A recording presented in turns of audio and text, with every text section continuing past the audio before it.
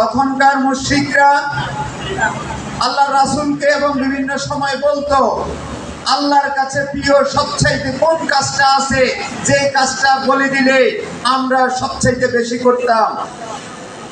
তখন তাদেরকে বলা হলো, আমি তোমাদের জন্য আমার রাসূলকে পাঠিয়েছি সত্য দ্বীনি হক দিয়ে।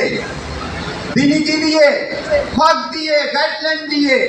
আর আমার রাসূলের কাজ হচ্ছে এই দ্বীনি হককে অন্য হকের উপরে বিজয়ী করা, অন্য হকের উপর বিজয়ী করা। আজকের এই সোনাইছড়ি ইউনিয়নে দ্বীনে হক প্রতিষ্ঠিত নাই, আমাদেরকে দ্বীনি হক প্রতিষ্ঠা করতে হবে। আমরা একজন মুসলমান হিসাবে কোরআন এর এই আয়াতকে অস্বীকার করতে পারি না, পারি?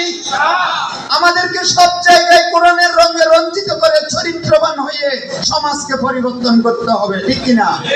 যদি আজকে সমাজকে পরিবর্তন করতে না পারি, আজকে যেভাবে শিশু থেকে শুরু করে 3 থেকে 6 সন্তানের জননী ধর্ষণের শিকার হচ্ছে, এই থেকে উত্তরণের আর কোনো পথ নাই।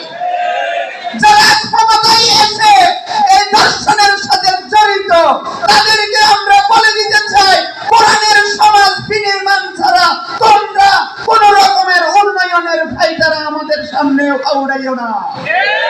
তোমাদেরকেও কোরআনের সমাজ প্রতিষ্ঠার মধ্য দিয়ে মানব শান্তি চিরতরে আমাদেরকে স্থায়ীভাবে করতে হবে।